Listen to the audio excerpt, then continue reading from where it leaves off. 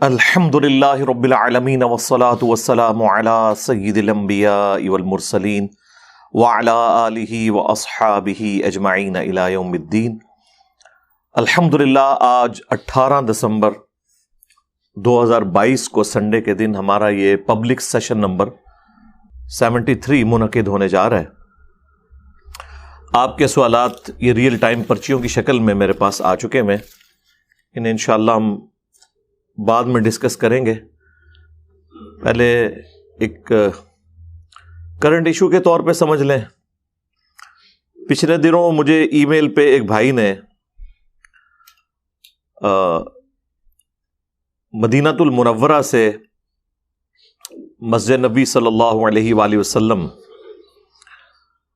کی حاضری کے دوران روزہ شریف پہ حاضری کے حوالے سے صلی اللہ علیہ وآلہ وسلم انہوں نے ایک ویڈیو کلپ بھیجا جس میں انہوں نے تقریباً عصر کے ٹائم کے وقت ریئل ٹائم گنبد خضرا کا جو سایہ ہے اس کی ویڈیو انہوں نے ریکارڈ کی خود سے، کیونکہ پاکستان میں یہاں پہ متھ مشہور ہے اور ظاہر ہے کہ یہ دین کے حوالے سے جتنی گمراہیاں ابھی سب کانٹیننٹ میں پھیلی ہوئی ہیں یہ کسی فٹ بالر نے نہیں پھیلائیں، کسی کرکٹر نے نہیں پھیلائیں، کسی اسکواش کے پلیئر نے نہیں پھیلائیں، یہ کسی پولیٹیشین کی پھیلائی بھی نہیں ہے، یہ کسی ریاستی ادارے نے نہیں پھیلائیں، یہ پھیلائی ہیں تو ہمارے علماء کرام بزرگان دین نے۔ اور آہستہ آہستہ جس طرح یہ لوگ ایکسپوز ہو رہے ہیں اور ان کے جھوٹ پکڑے جا رہے ہیں تو ایک ایک کر کے یہ ہر چیز سے دستبردار ہوتے جا رہے ہیں۔ یہاں انہوں نے کروڑوں عوام کو یہ کہانی کروائی ہوئی تھی کہ رفع الیدین اس لیے ہوتا تھا کہ وہ بغلوں میں بت رکھ کے آتے تھے۔ جب ہم نے اسے ایکسپوز کیا کہ بالکل آپ جھوٹ بول رہے ہیں، اس طرح کی کوئی ضعیف حدیث تو دور کی بات، کوئی جھوٹی گھڑی ہوئی حدیث بھی اس پلانٹ ارتھ پہ کسی کتاب کے اندر موجود نہیں ہے، تو اب انہوں نے اپنا موقف بدل لیا اور کہا کہ نہیں، ہم نے تو کبھی ایسی بات نہیں کی۔ لیکن جو سودا بیچنا تھا اور امت کو مکے مدینے کی آوازیں لگا کر اللہ اور اس کے رسول عز و جل و صلی اللہ علیہ وآلہ وسلم کے نام پر اکٹھا کر کے انہوں نے جو اپنے دیوبند اور بریلی میں پھینکنا تھا وہ تو پھینک دیا اور اس شخص سے دور کر دیا جس کی قبر مدینے میں ہے صلی اللہ علیہ وآلہ وسلم۔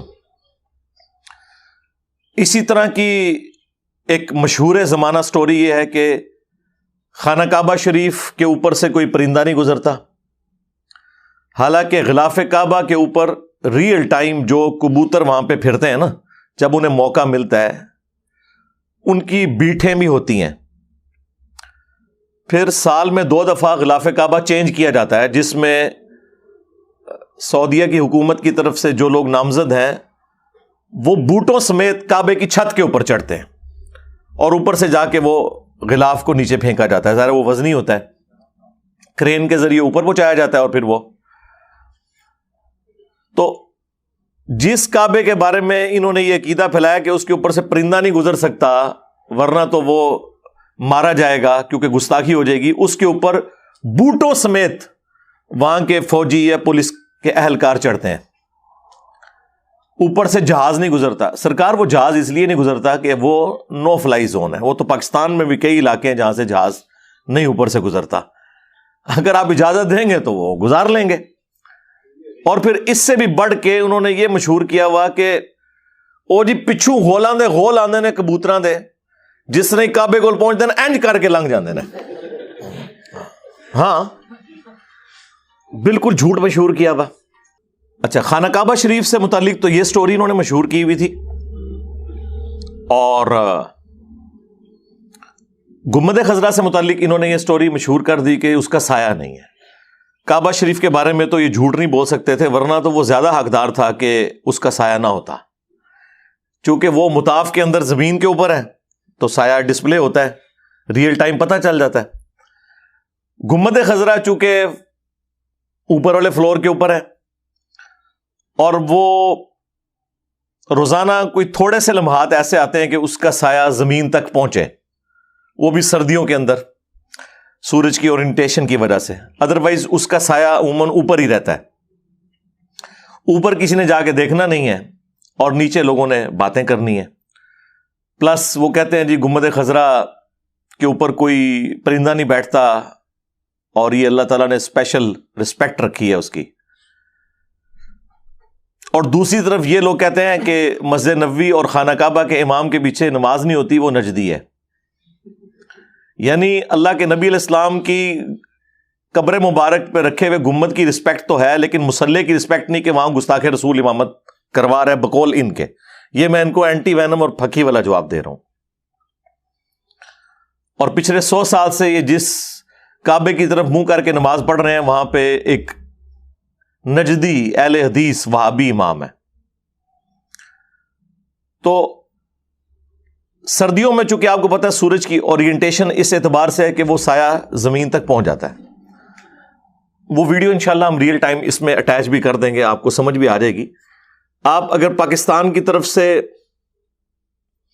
دیکھیں تو مسجد نبوی شریف اور بیت الحرام آلموسٹ مغرب سے جنوب کی جانب ہے 12 ڈگری. اگر ہم جیلم سے دیکھیں، اسلام آباد سے دیکھیں تو آلموسٹ 14 ڈگری، کیونکہ بہت دور ہے تو آلموسٹ سیم ہی ہے، ورنہ وہ آپس میں تو کافی دور ڈسٹنس ہے ان کا. مدینہ شریف میں مسجد نبوی شریف کے اندر اگر آپ کھڑے ہوئے ہیں نا تو قبلہ جو ہے وہ آلموسٹ جنوب کی جانب ہے. ہمارا قبلہ جو ہے وہ مغرب سے جنوب کی طرف ہے، لیکن آلموسٹ مغرب ہی ہے. مغرب سے 12 ڈگری جیلم ہے اور مغرب سے 14 ڈگری جنوب کی جانب اسلام آباد سے ہے قبلہ، تو آلموسٹ مغرب میں. اب جنوب کی طرف قبلہ ہے اور یہ روضہ شریف ہے. ہم قبلہ رخ جب کھڑے ہوتے ہیں تو جنوب کی طرف رخ کرتے ہیں مسجد نبوی شریف میں. تو یہ لیفٹ سے سورج جو بقیع غرقد قبرستان ہے اس کی سائڈ سے نکلتا ہے یوں، اور یوں گنبد خضرا کے اوپر سے ہوتا ہوا اور یوں مغرب میں غروب ہو جاتا ہے. اب گنبد خضرا چونکہ قبر مبارک کے اوپر بنا ہوا ہے اور حجرہ عائشہ کے اوپر سلام اللہ علیہا، اور بلڈنگ اس اعتبار سے چوڑائی کے اعتبار سے سفیشینٹ ہے کہ اس کا سایہ زمین پر نہ پہنچے، چونکہ اس کے سارے طرف بلڈنگ ہے. لیکن ایک سائڈ اس کی کم ہے بلڈنگ والی، اور وہ ہے باب البقیع والی سائڈ. اسی لیے باب البقیع کی طرف سے اگر آپ کھڑے ہو کے دیکھیں تو بالکل گنبد خضرا آپ کو سامنے نظر آئے گا. اگر قبلے کی طرف پشت کر کے دیکھیں تو اس کے آگے بھی بلڈنگ موجود ہے، اور پچھلی سائڈ پہ تو بہت بڑی مسجد نبوی شریف ہے، اصحاب صفا کا چبوترا اور باقی. اور اس طرف بھی باب السلام والی سائڈ پہ بھی مسجد نبوی شریف اتنی پھیلی ہوئی ہے. جو کارنر بنتا ہے نا وہ یہ ہے، اور یہ بھی آج ہے. ادروائز مسجد نبوی شریف نبی علیہ السلام کے مبارک زمانے میں حجرہ عائشہ کے ساتھ ایڈجسنٹ تھی. یہ تو مسجد کی توسیع کی وجہ سے اس وقت نبی علیہ السلام کی قبر مبارک اس مسجد کے اندر والے پورشن میں آ گئی، ورنہ یہ پہلے باہر تھی. تو یہاں سے سورج طلوع ہوتا ہے مشرق سے اور یوں مغرب میں غروب ہوتا ہے. اب سردیوں میں آپ کو پتا ہے کہ سورج کا ٹریک تھوڑا سا ود رسپیکٹ ٹو زمین کم ہو جاتا ہے، اسی لیے دن چھوٹا ہوتا ہے. تو وہ بجائے ایگزیکٹلی یوں جانے کے تھوڑا سا ٹلٹ ہو کے یوں جاتا ہے، اس لیے جلدی غروب ہو جاتا ہے. اب وہ آلموسٹ جب سورج یہاں پہنچا ہے نا تو گنبد خضرا کا سایہ یعنی پاکستانی ٹائم کے مطابق آلموسٹ آپ سمجھ لیں 3 بجے کے قریب، وہاں پہ بھی جب 3 بجیں گے تو عصر کا وقت ہوتا ہے، تو وہ زمین کے اوپر باقاعدہ اس کی چونچ نظر آ رہی ہے. اس چونچ کے بارے میں مشہور کیا ہے اس کے اوپر کوئی پرندہ نہیں بیٹھتا، حالانکہ میں نے اپنی آنکھوں سے کئی دفعہ اس کے اوپر ایگزیکٹ ٹپ کے اوپر کبوتروں کو بیٹھے ہوئے دیکھا ہے. اس کے علاوہ گنبد خضرا کے اوپر باقاعدہ بیٹھیں ہوتی ہیں ان کی کبوتروں کی، باقاعدہ اس کی صفائی ہوتی ہے، نیا پینٹ ہوتا ہے، کیونکہ گرین کلر اور ریڈ کلر ایسے ہیں جو دھوپ کے اندر ختم ہو جاتے ہیں وقت کے ساتھ، اس لیے ریگولرلی اس کے اوپر پینٹ بھی سعودی حکومت کرواتی ہے. پچھلے دنوں گنبد خضرا کی ہسٹری کے حوالے سے میں نے کوئی 1.25 گھنٹے کی ویڈیو اور قبر رسول کے حوالے سے صلی اللہ علیہ وآلہ وسلم، مسجد نبوی شریف کے حوالے سے بڑی تفصیلی ویڈیو ریکارڈ کروا دی ہے. گنبد خضرا کی ہسٹری، رپلائی ٹو مولانا طارق جمیل جو انہوں نے کہا کہ علماء دیوبند نے یہ گنبد خضرا بچایا ہے، تو میں نے وہ پورا بتایا تھا کہ یہ کس چیز کے بارے میں آپ کیا بات کر رہے ہیں. تو وہ عصر کے وقت کی ویڈیو ہے، اس میں سایہ باقاعدہ زمین کے اوپر ہے، گلائی لوگ اس کے اوپر اسی طریقے سے چل رہے ہیں، اس میں چونچ بھی نظر آ رہی ہے، اور جس بندے نے ویڈیو بنائی ہے وہ اس کے اوپر کمنٹری بھی کر رہا ہے کہ دیکھیں جی یہ گلائی ہے، یہ کنگرے مسجد نبوی کے نظر آ رہے ہیں۔ ہاں جی میں تقریباً اس کا ٹائم مینار ہے، ان کا سایہ ہے ادھرلے پاسے گنبد خضرا ہے، تھلے دیکھو نا ڈوم بنیا ہوا ہے، یہاں کا سایہ ہے گنبد خضرا کا، اتنے جڑی نا چونچ آئی نا جڑی اتنے ان کا سایہ ہے، دیکھو سامنے گنبد خضرا تھلے نا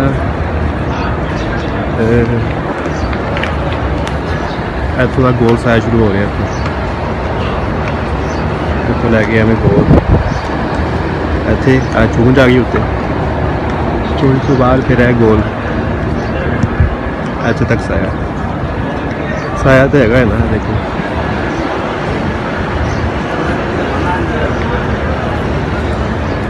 وہ اتنے تھوڑا جہا سایہ نظر آ رہا، باقی جہاں ہے دیواروں کا سایہ ہے، دیواروں میں جہاں بنیا ہوا نا وہ نشان جہ بنے نے، انہوں کا سایہ چل رہا ہے، گنبد خضرا کا سایہ ہے، اور پھر دیوار شروع ہو جاتی ہے رات والی، صاف نظر آ رہا ہے سایہ۔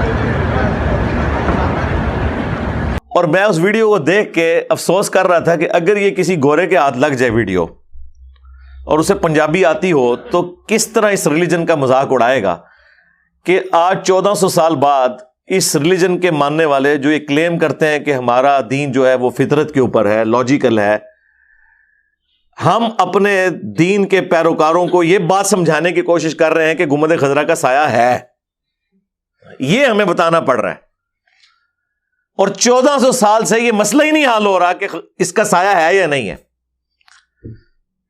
شرم کا مقام ہے نا، قرآن میں واضح آیا ہے کہ ہر چیز کا سایہ ہے، اور یہ سایہ اللہ تعالیٰ کو سجدہ کرتے ہیں۔ اب جب تک کسی چیز کے حوالے سے ایکسیپشن نہ آ جائے قرآن و سنت میں، اس وقت تک آپ اس کے بارے میں کوئی ایکسٹرا آرڈنری کلیم نہیں کر سکتے۔ مثلا پسینے سے بدبو آتی ہے، یہ بات اپنی اصل میں درست ہے، اب جب تک ہمیں اس کے خلاف بات کے کلیم میں کوئی دلیل نہ مل جائے، ہم قطعاً ماننے کے لیے تیار نہیں کہ پسینے سے خوشبو آتی ہے۔ تو وہ بخاری مسلم دونوں میں حدیث ہے کہ اللہ کے نبی علیہ السلام کے مبارک پسینے سے خوشبو آتی تھی، اور صحابہ کرام اسے اپنے عطر میں ملا کے عطر کے طور پر استعمال کرتے تھے۔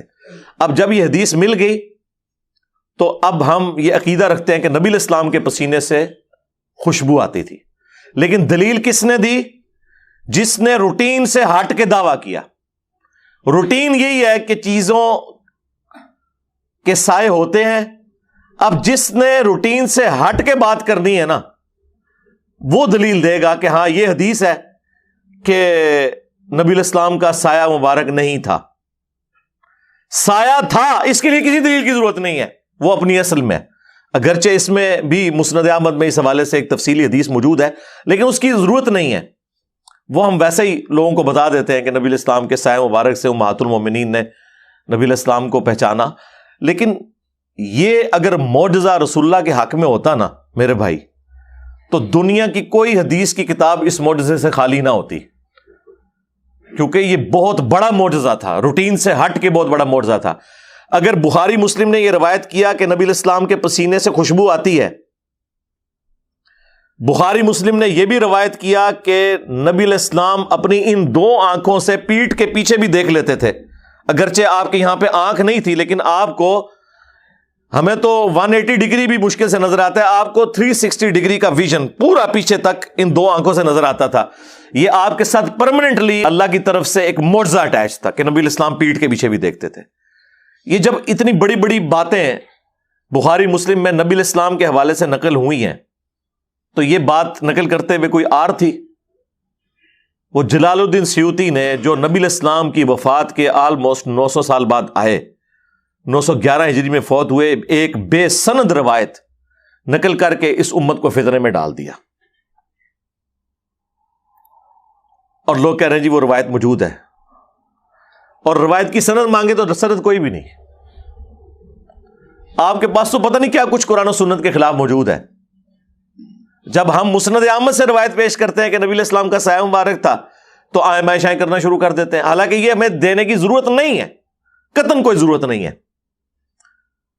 اس کے باوجود اس طرح کی چیزیں. تو گنبد خضرا کے حوالے سے اب میں ایٹ لیسٹ بریلوی علماء سے تو کہوں گا کہ معافی مانگیں پبلکلی آ کے. آپ نے یہ مشہور کیا تھا یا نہیں کیا تھا؟ بہرحال یہ آپ کے کھاتے میں آپ کی عوام کو یہ پٹی پڑھائی، اور یقیناً کسی عالم دین نہیں پڑھائی ہے نا، دوسروں نے تو نہیں پڑھائی. پہلے تو کوئی انجینئر نام کا فتنہ دنیا میں موجود نہیں تھا جس نے ان کو یہ باتیں بتائی ہیں. یہ صدیوں سے آپ لوگ ہی بتا رہے تھے نا. تو آئیں اور معافی مانگیں کہ یہ آپ لوگوں نے جھوٹ کیوں مشہور کیا تھا کہ گنبد خضرا کا سایہ نہیں ہے.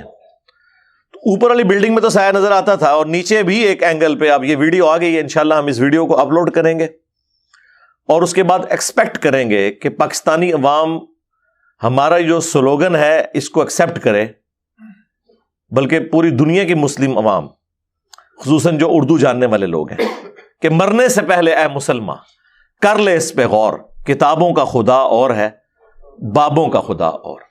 بابے بھی اسی خدا کو مانتے ہیں، لیکن انہوں نے آپ کو قرآن و سنت کے نام کے اوپر اپنی تعلیمات سکھائی ہیں. جو قرآن و سنت میں وحی میں اللہ اور اس کے محبوب صلی اللہ علیہ وآلہ وسلم اور ان کے دین کا تعارف آیا، وہ انہوں نے آپ کو نہیں بتایا. اور جس کا یہ کھلا ثبوت ایک اور چیز آپ کے سامنے آ چکی ہے.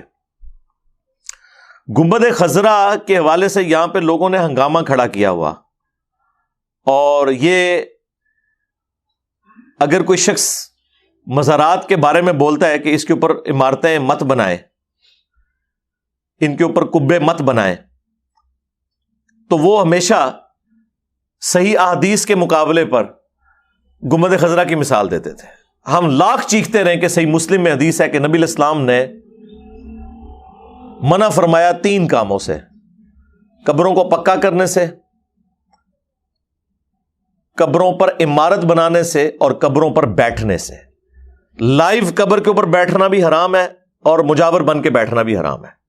لائیو بیٹھنے کے بارے میں تو مسلم شریف میں حدیث ہے کہ کوئی شخص کسی مسلمان کی قبر پہ بیٹھے یا پاؤں رکھے، اس سے بہتر ہے کہ وہ آگ کے انگاروں پہ بیٹھے اور وہ انگارے اس کے کپڑے اور کھال کو بھی جلا دیں. یعنی وہ جو تکلیف ہے اس سے بڑھ کر عذاب ہونا ہے اگر کوئی شخص کسی مسلمان کی قبر پہ پاؤں رکھتا ہے یا بیٹھتا ہے جان بوجھ کے، توہین کے طور پہ. ویسے اگر کسی کو نہیں پتا نیچے قبر ہے، وہ تو ظاہر ہے اس کے اوپر نہیں آئے گی چیز. اور قبروں پہ جانے کا مقصد بھی صحیح مسلم میں نبی علیہ السلام نے بیان کر دیا کہ میں تمہیں قبروں پہ جانے سے منع کرتا تھا، لیکن اب میں تمہیں حکم دیتا ہوں کہ قبروں پہ جاؤ تاکہ آخرت کی یاد آئے. یہ دنیا سے بے رغبتی دلانے والی جگہ ہے قبرستان. یہ نبی علیہ السلام نے مقصد بتایا تھا. خیر، وہ گنبد خضرا کو انہوں نے نبی علیہ السلام کے ساتھ جوڑا، اور پھر اس کی بنیاد کے اوپر جو قبروں پہ مزارات بنانے کی مذمت کرتے تھے احادیث کی روشنی میں، انہیں کہا یہ گستاخ رسول ہیں، یہ تو کہتے ہیں ہم گنبد خضرا بھی گرا دیں گے. اور بعض لوگوں نے تو اتنے جذباتی جملے بولے، انہوں نے کہا کہ یہ رسول اللہ کی قبر کو ننگا کرنا چاہتے ہیں اوپر سے. ان جاہلوں کو یہ پتہ ہی نہیں ہے کہ اگر رسول اللہ کی قبر گنبد خضرا کے اتارنے سے ننگی ہوتی تو پہلے 650 سال تک کیا قبر مبارک اوپر سے ننگی تھی؟ گنبد خضرا ایک جو مملوک سلطنت ہے ایوبی امپائر کی، اس کا ایک بادشاہ تھا خلیفہ منصور قلاوون، جو 689 ہجری میں فوت ہوئے. آج چل رہا ہے 1444 ہجری، یعنی آلموسٹ 800 سال پہلے. انہوں نے 678 ہجری میں یہ لکڑی کا گنبد بنا کے قبر رسول کے اوپر رکھا، حجر عائشہ کی چھت کے اوپر. حجر عائشہ تو پہلے سے موجود تھا، اور وہ نبی علیہ السلام کا پروٹوکول ہے. جامع ترمذی میں حدیث ہے کہ سیدنا ابوبکر کہتے ہیں کہ نبی علیہ السلام سے میں نے یہ خود سنا تھا کہ اللہ تعالیٰ نبی کو وہیں پر موت دیتا ہے جو اس کے لیے پسندیدہ جگہ ہوتی ہے. لہذا صحابہ میں جب اختلاف ہوا کہ نبی علیہ السلام کو دفن کہاں کرنا ہے، بعض نے کہا بیت المقدس لے جاتے ہیں یروشلم میں، بعض نے کہا بقیع غرقد میں، تو حضرت ابوبکر نے کہا کہ میں نے نبی علیہ السلام سے یہ سنا تھا کہ اللہ تعالیٰ نبی کو اس جگہ پر موت دیتا ہے جو سب سے پسندیدہ جگہ ہوتی ہے اللہ کے نزدیک. تو رسول اللہ کی डेथ जिस बेड के ऊपर हुई है एग्जैक्टली उस चारपाई के नीचे नबी इस्लाम की कब्र खो दी जाए। और चूंकि नबी इस्लाम की डेथ हुजरे आयशा में हुई थी, उसी चारपाई के नीचे आपकी कब्र मुबारक खो दी गई। ये जामिया तिरमिजी में मौजूद है, बल्कि जामिया तिरमिजी में यहां तक मौजूद है कि हजरत ईसा इब्न मरियम जब दुनिया में तशरीफ लाएंगे और फिर वो जिंदगी गुजार के फौत होंगे तो वो भी कब्र रसूल के साथ उसी जगह पर दफन होंगे। खैर ये अलग से एक टॉपिक है। मैंने गुम्बद खजरा के हवाले से तफसीली गुफ्तगू, कब्रों की लोकेशन, ये सब कुछ रिकॉर्ड करवा चुका हूं। मैं अब स्पेसिफिकली इस चीज को डिस्कस करने जा रहा हूं कि ये गुम्बद खजरा को इन्होंने नबी इस्लाम के साथ कैसे जोड़ दिया, जो रसूलुल्लाह की मुखालफत के ऊपर बनाया गया था 678 हिजरी के अंदर। उस वक्त इसका कलर वाइट था, कुछ अरसा ये ब्लू भी रहा, और जो ग्रीन डोम है ना, ये इसको 200 साल भी नहीं हुए। ये सल्तनत उस्मानिया ने पहली दफा 1837 में 1837 ईस्वी में, आज चल रहा है 18 दिसंबर 2022, तो 200 साल भी अभी नहीं हुए इसको ग्रीन कलर किए हुए। ये उन्होंने ग्रीन कलर किया था और उसके बाद से रेगुलरली होता है, और फिर वो गुंबद से कलर उतारते हैं, वो फिर पूरी दुनिया में तबरकन तकसीम भी होता है। मेरे पास भी घर में रखा हुआ है, क्योंकि हमारे जेलम का एक पेंट करने वाला था, वो भी इसमें इन्वॉल्व रहा है, तो उसने मुझे वो थोड़ा सा गुंबद दिया था। यानी ये मैं ज़माने बरेलवियत की बात कर रहा हूं, पिछली सदी की, हाँ पिछली सदी की, 1997-98 की बात कर रहा हूं, एग्जैक्टली पिछली सदी बनती है ना वो। तो वो गुंबद खजरा की पीछे ये हिस्ट्री है। आपको ये भी ना समझे कि टेक्नोलॉजी नहीं थी। टेक्नोलॉजी तो रसूलुल्लाह की पैदाइश से पहले ऑलमोस्ट 35 साल पहले आया सूफिया, ये इस्तांबुल में जो है, जिसका गुंबद खजरा से एटलीस्ट 10 गुना बड़ा है, वो बनाया गया था नबी इस्लाम की पैदाइश से भी 35 साल पहले। और सैयदना उमर के दौर में, जब रोमन अंपायर आज का अरबों डॉलर जिजिया देती थी मुसलमानों को, क्या हजरत उमर के लिए मुश्किल था कि एक आया सूफिया को बुनियाद बनाते हुए और उस तरह के कारीगरों को हायर करते हुए एक गुम्मद जो है रसूलुल्लाह की कब्र पे बना देते, सोने का बना देते? लेकिन उन्हें वो मुस्लिम शरीफ की हदीस ने रोका हुआ था, मैं तुम्हें मना करता हूं कब्रों पे इमारत बनाने से, कब्रों पे बैठने से और कब्रों को पक्का करने से। और ये सिर्फ कब्र के बारे में है। आप गुंबद मस्जिद में बना सकते हैं, किसी और हिस्टोरिकल प्लेस पे बना सकते हैं, कोई मसला नहीं है। हजारों सहाबा जिंदा हैं। 72 हिजरी में हुजूर की वफात के 61 ईयर्स के बाद अब्दुल मलिक बिन मरवान ने यरूशलेम में, बनु उमैया की जब हुकूमत थी, 2 हिस्सों में मुस्लिम अंपायर बट गई थी ना वाकया करबला के बाद, शाम और इराक के ऊपर बनु उमैया की हुकूमत थी और हिजाज पे हजरत अब्दुल्ला इब्न जुबैर खलीफा थे। इस दौरान 72 हिजरी में अब्दुल मलिक बिन मरवान ने डोम ऑफ द रॉक, कुब्बतुस सखरा, वो गोल्डन डोम जिसे लोग गलती से मस्जिद अक्सा समझते हैं, हालांकि मस्जिद अक्सा उससे थोड़े दूर सामने है, वो डोम ऑफ द रॉक जो गुम्बद खजरा से बहुत बड़ा है, ये उस वक्त उसने बना के उस चट्टान के ऊपर तामीर करवाया था जिससे नबी इस्लाम मेराज पे तशरीफ ले गए थे। ये 72 हिजरी की बात है। और 74 हिजरी में अब्दुल्ला इब्न जुबैर को शहीद करवाया उसी अब्दुल मलिक बिन मरवान ने अपने गवर्नर हज्जाज इब्न यूसुफ के जरिए। उसके बाद हिजाज के ऊपर भी उसकी हुकूमत हो गई, लेकिन उसने जुर्रत नहीं की कि यहां पे कोई गुम्बद बना के रखे। उन्हें पता था कि नबी इस्लाम की कब्र के साथ ये काम नहीं कर सकते। इवन उसका जब बेटा वलीद बिन अब्दुल मलिक हुक्मरान बना, सही बुखारी में आता है कि उसके दौर में ऑलमोस्ट सैयदना उमर की शहादत के 70 ईयर्स के बाद हुजरे आयशा की दीवार गिरी तो एक पांव जाहिर हुआ, लोगों ने इस्तिगफार पढ़ना शुरू कर दिया। फिर उर्वा इब्न जुबैर को बुलाया गया, तो जो हजरत आयशा के महरम भी थे और भांजे भी थे, उन्होंने बताया कि ये जो कब्रों की लोकेशन है ना, ये हजरत उमर का पांव है जो निकला है। और फिर हुजरे आयशा को दोबारा से तामीर किया गया उसकी दीवार को। उस वक्त तो बड़ा अच्छा मौका था कि कंस्ट्रक्शन हो रही थी, तो एक गुम्बद यहां बना देते कि भाई मेरे बाप ने तो कुब्बतुस सखरा बनवाया था, तो मैं अपनी लेगेसी छोड़ देता हूं, यहां गुम्बद खजरा बनवाता हूं। نہیں. پہلے 100 سال میں کسی نے یہ کام نہیں کیا, دوسرے 100 سال میں, تیسرے 100 سال میں, 400 سال, 500 سال, 600 سال گزر گئے. 7ویں صدی ہجری کے اندر 678 ہجری میں یہ ایوبی سلطنت کا جو مملوک ان کی امپائر تھی, اس کے ایک بادشاہ جو سنی تھا, میں نے ایک ویڈیو میں فاطمی بادشاہ کا ذکر کیا تھا, اس پہ میں نے پھر رجوع کیا تھا, یہ نہیں فاطمی بادشاہ نہیں تھا, یہ مملوک سلطنت ایوبیوں کی یہ سنی وہ بادشاہ تھا. اور یہ 7ویں صدی ہجری مسلمانوں پہ افتاد ٹوٹی ہے. اسی میں ہی جو ہے وہ ایک اور مملوک سلطنت کا جو بادشاہ تھا جو اس سے پہلے تھا, اس نے جو ہے وہ الملک المظفر, اس نے یہ مروجہ میلاد والا سلسلہ شروع کروایا. یہ بھی 7ویں صدی ہجری میں شروع ہوا ہے میلاد کا سلسلہ. اس سے پہلے میلاد اس طریقے سے نہیں منایا جاتا تھا. وہ اسی طریقے کو فالو کرتے تھے جو صحیح مسلم میں حدیث ہے, فیہ ولدت وفیہ انزل علیہ, میں پیر کا روزہ اس لیے رکھتا ہوں کہ اس دن میری پیدائش ہوئی اور اس دن مجھ پہ پہلی دفعہ وحی نازل ہوئی. اللہم صلی علی محمد وعلی آل محمد. اور یہ گنبد خضرا بھی لا کے رکھ دیا انہوں نے, اور یہ پوری تاریخ آپ کو تاریخ مدینہ کے اوپر پہلے 900 سال کی پوری تاریخ ریٹن میں موجود ہے. پوری دنیا میں یہ کتاب ہسٹری میں مسلمانوں کے ہسٹورینز اسے کوٹ کرتے ہیں. وفاء الوفا علامہ سمہودی کی 911 ہجری کے اندر وہ فوت ہوئے ہیں. انہوں نے اپنے زمانے تک پوری گنبد خضرا کی اور پلس مسجد نبوی شریف کی اور پورے مدینے کی بیسیکلی انہوں نے ہسٹری لکھی ہے.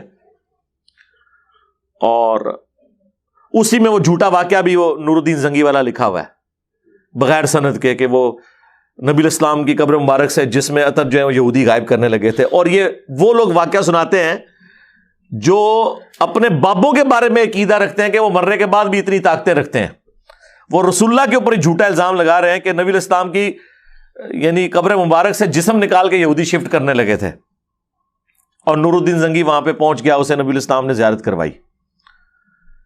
نبی الاسلام کو آپ کی قبر مبارک یا آپ کے جسم عطر کی حفاظت کے لیے کسی باہر سے پرسنالٹی کی ضرورت نہیں ہے, ورنہ یزید کے دور کے اندر جو کچھ مسجد نبوی کے ساتھ ہوا, مدینہ شریف کے ساتھ ہوا, واقعہ حرہ کے اندر, اس کے بارے میں آپ کیا بات کریں گے پھر؟ اور پھر اسی یزید پلید کے ہاتھوں خانہ کعبہ شریف کی جو توہین ہوئی, صحیح مسلم کے اندر رپورٹ ہوئی ہے, اور غلاف کعبہ بھی جل گیا, ایک دیوار بھی ڈیمیج ہو گئی, تو اس کی آپ کیا بات کریں گے؟ تو خیر بات پھر دوسری طرف نکل جائے گی. میں آپ کو بتانا چاہ رہا ہوں کہ یہ ٹوٹلی اس کی پوری ہسٹری تھی جو مسلمانوں کے منہ پہ مل دی گئی ہے قبروں پر مزارات بنانے کے حوالے سے, جس کی اپنی اصل کوئی نہیں ہے. اس گنبد خضرا کو رسول اللہ کی مخالفت پہ بنایا گیا ہے, اور آج سعودی حکومت صرف ایک حدیث کے پیچھے, وہ جو بخاری مسلم کی حدیث ہے, اے عائشہ تیری قوم نئی نئی جہالیت سے نہ پھری ہوتی تو میں حتیم کو توڑ کے کعبے میں داخل کر دیتا اور ابراہیمی بنیادوں پہ کھڑا کر دیتا, اور آج تک حتیم باہر ہے, حالانکہ نبی الاسلام کی خواہش تھی کہ اسے اندر کیا جائے. بیچ میں ایک دفعہ عبداللہ ابن زبیر نے کیا, لیکن پھر حجاج ابن یوسف نے توڑوا کے اندر کر دیا, وہ مسلم شریف میں آتا ہے. بہرحال وہ آج تک باہر ہے. اس کے تحت علماء عرب اور جو سعودی حکومت کے سربراہ تھے انہوں نے کہا کہ بھئی اب اس کو فتنہ نہ بنایا جائے امت کے لیے. ٹھیک ہے, انہوں نے غلط کام کیا, وہ خود جواب دہ ہوں گے. اور حیران کن بات ہے, جس بندے نے یہ مشورہ دیا تھا نا گنبد خضرا رکھنے کا, کمال احمد, وہ کچھ عرصے بعد معزول ہو گیا, اور لوگ کہتے تھے اسے سزا ملی ہے جو اس نے یہ بدعت کروائی ہے. اس زمانے میں لوگ اسے گستاخی حضور کی سمجھ رہے تھے گنبد رکھنے کو. آج لوگ گنبد خضرا کو نبی اسلام کے ساتھ جوڑ رہے ہیں, اور اس زمانے میں لوگ سمجھتے تھے یہ لوگ گستاخ ہیں جنہوں نے حضور کی وفات کے 650 سال بعد لا کے گنبد اوپر رکھ دیے. فرق دیکھا آپ نے؟ اتنا جھوٹ بولو کہ سچ لگنا شروع ہو جائے. پاکستان کے پولیٹیشنز کے کثرت کے ساتھ جھوٹ بولنے اور یو ٹرنز کی برکت سے آپ کو یہ چیز پتہ چل گئی ہوگی کہ جھوٹ کی کتنی برکات ہوتی ہے زیادہ بولنے کی, کہ لوگ سچ سمجھنا شروع کر دیتے ہیں. تو جناب یہ اس کی اصلیت تھی جس کے اوپر انہوں نے پوری دنیا کے مزارات کھڑے کیے ہوئے ہیں. آج آپ بات کریں وہ کہتے ہیں گستاخی ہوگی جی, آپ گنبد کو ہٹانا چاہتے ہیں.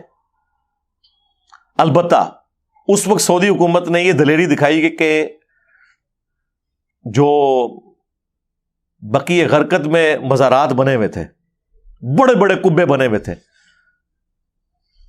وہ آلموسٹ 1896 کے قریب کی ایک تصویر ہے، اوریجنل بلیک اینڈ وائٹ، کسی سیاح نے کھینچی تھی، اس میں وہ سارے مزارات نظر آ رہے ہیں، بڑے بڑے کبے بنے ہوئے ہیں، وہ کوئی 10-12 تو بڑے بڑے کبے تھے۔ ایک اہل البیت کی جہاں پہ قبریں تھیں، سیدہ فاطمہ سلام اللہ علیہا، امام حسن علیہ السلام، اور امام زین العابدین، امام باقر، امام جعفر، اور حضرت عباس بن عبد المطلب، یہ 6 قبریں ایک جگہ تھیں، اس کے اوپر ایک گنبد بنا ہوا تھا، اہل البیت کی قبریں۔ اسی طریقے سے سیدہ عائشہ سلام اللہ علیہا اور باقی جو امہات المومنین ہیں ان کی قبروں کے اوپر ایک گنبد بنا ہوا تھا۔ سیدہ حلیمہ سعدیہ کی قبر بقیع غرقد میں، اس کے اوپر ایک گنبد بنا ہوا تھا۔ سیدنا عثمان غنی رضی اللہ تعالیٰ عنہ کی قبر مبارک پہ ایک گنبد بنا ہوا تھا بڑا سا۔ امام مالک اور امام نافع، عبداللہ بن عمر، ان کی قبروں کے اوپر ایک گنبد بنا ہوا تھا، جو انہوں نے سارے پھر ہٹا دیے۔ وہ اس کی ہٹانے سے پہلے کی پکچرز بھی اور بعد والی پکچرز بھی موجود ہیں۔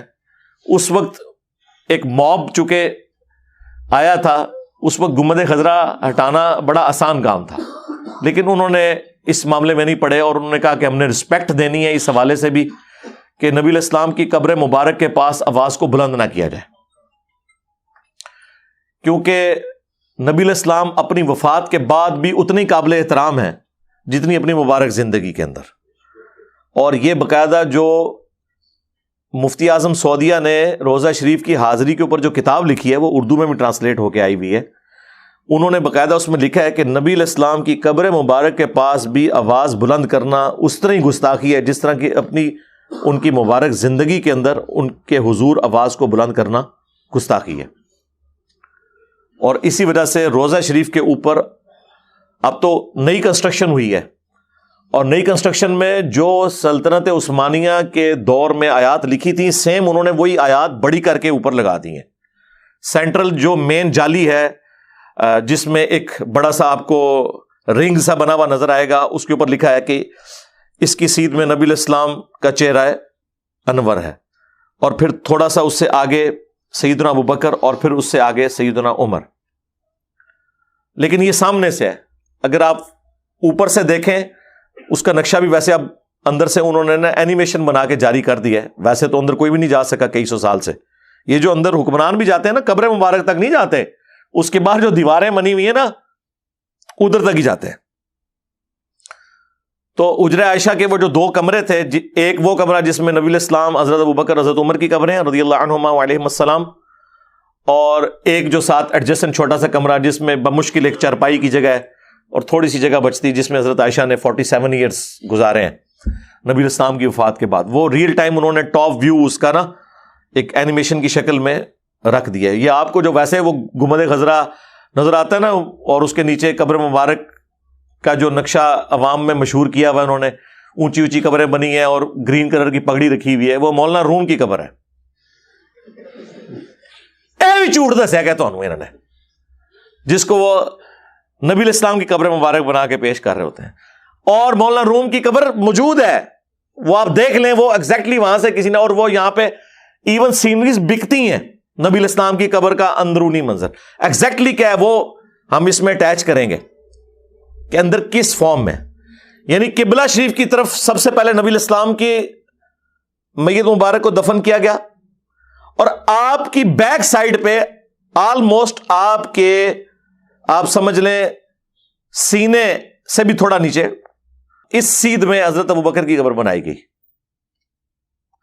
اور پھر حضرت ابوبکر کے پیچھے ان کے آلموسٹ سینے کی سیدھ میں حضرت عمر کی قبر بنائی گئی۔ یوں قبریں بنی ہیں، یوں یوں یوں سٹیپ بائی۔ اس کی وجہ سے یہاں پہ ایک سٹیپ خالی ہے جہاں جو میں نے بتایا جامعہ ترمذی میں موجود ہے، مشکات میں بھی، کہ حضرت عیسیٰ ابن مریم دفن ہوں گے۔ تو اس وقت یہ پھر دیوار گرانی پڑے گی، ظاہر ہے، تبھی اندر آپ پہنچ سکتے ہیں۔ بل ابھی تو قبریں اس طریقے سے ہیں، اور وہ روضہ شریف کا جو مین جالی جس پہ یہ 3 رنگ بنے ہوئے ہیں، اس کے اوپر انہوں نے وہ آیت مبارکہ لکھ کے لگائی ہوئی ہے یا ایھا الذین آمنوا لا ترفعوا اصواتکم فوق صوت النبی صلی اللہ علیہ وآلہ وسلم، اے اہل ایمان اپنی آواز کو بلند مت کرو رسول اللہ کی آواز سے، اور ان کو ایسے نہ پکارو جس طرح آپس میں تم ایک دوسرے کو پکارتے ہو، ورنہ تمہارے اعمال برباد کر دیے جائیں گے اور تمہیں خبر بھی نہیں ہوگی۔ اور صحیح بخاری میں آتا ہے کہ یہ آیت مبارکہ حضرت ابو بکر اور عمر کے بارے میں نازل ہوئی جب انہوں نے غلطی سے حضور کی موجودگی میں آپس میں تلخ کلامی کی، اور راوی حدیث کہتے ہیں قریب ہے کہ اس امت کے سب سے بہترین 2 افراد برباد ہو جاتے جب انہوں نے رسول اللہ کے حضور اپنی آوازوں کو بلند کیا۔ اور پھر جو لیفٹ سائڈ پہ یعنی باب السلام والی سائڈ کے اوپر جو جالیوں کا پورشن ہے اس کے اوپر انہوں نے وہ آیت لکھی ہوئی ہے، ان الذین یغضون اصواتهم عند رسول اللہ، بے شک جو لوگ اپنی آوازوں کو پست رکھتے ہیں رسول اللہ کے حضور، یہی وہ لوگ ہیں جن کے دلوں کو اللہ نے تقوی کے لیے چن لیا ہے، ان کے لیے مغفرت اور اجر عظیم ہے۔ اور یہ آیت نازل ہوئی تھی، اسی بخاری کی حدیث میں آتا ہے کہ جب آیات نازل ہوئی کہ حضور کی آواز سے اپنی آواز کو بلند نہیں کرنا، یعنی آپ کو مخاطب کرتے ہوئے تو چھوڑ دیں، وہ تو بہت بڑی گستاخی ہے، آپس میں بھی نہیں بولنا۔ تو اس کے بعد صحابہ کرام حضور سے اتنی آہستہ آواز میں بات کرتے تھے کہ حضرت عمر جو جلالی طبیعت کے تھے ان کی یہ حالت ہو گئی تھی کہ نبی الاسلام کہتے تھے عمر اونچا بولو مجھے سمجھ ہی نہیں آ رہی، وہ اتنا آہستہ بولتے تھے۔ تو پھر اللہ نے وہ آیات نازل کی کہ بے شک وہ لوگ جنہوں نے رسول اللہ کے حضور اپنی آوازوں کو پست رکھا ہوا ہے نا، یہ تقوی کی نشانی ہے، ان کے لیے مغفرت ہے۔